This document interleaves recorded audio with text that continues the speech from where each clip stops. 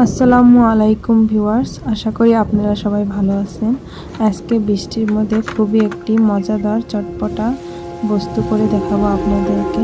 আজকে আমি বানাবো কাঁঠালের বিচির পকোড়া। তার জন্য আমি কাঁঠালের বিচিগুলো প্রথমে পরিষ্কার করে নিয়েছি, এখন সিদ্ধ করার জন্য দিয়ে দিব। সিদ্ধ হওয়ার পরে আমি এটাকে বেটে নেব।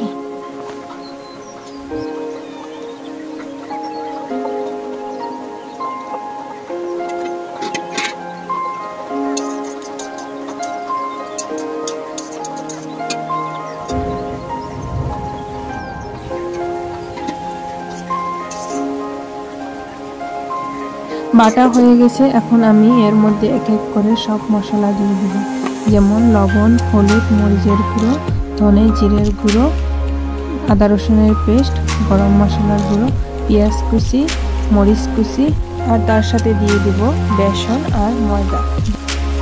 সবগুলো উপকরণ দেওয়ার পরে আমি এটাকে ভালো করে মেখে নেব।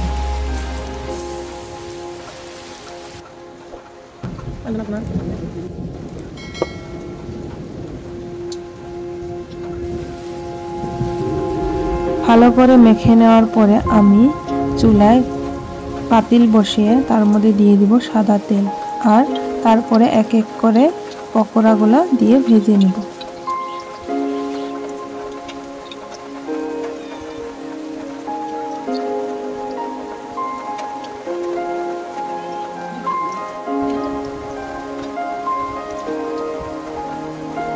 চুলার আঁচ কম রেখে পকোড়াগুলো ভেজে নিতে হবে। এক পিঠ ভাজা হয়ে গেছে, অন্য পিঠটা আমি উল্টে দিচ্ছি। দেখবেন পুরা লাল লাল করে ভেজে নিচ্ছি আমি। আর এরকম হলে পকোড়াটা উপর থেকে ক্রাঞ্চি আর ভিতরটা তুলতুলে নরম হয়। দুইটা পিঠেই লাল লাল হয়ে গেছে, এখন আমি নামিয়ে নেব। সুস্বাদু এই কাঁঠালের বিচির পকোড়াগুলা আপনাদেরকে কেমন লেগেছে অবশ্যই জানাবেন।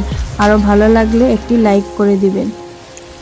ভিডিওটি দেখার জন্য অসংখ্য ধন্যবাদ। আল্লাহ হাফেজ।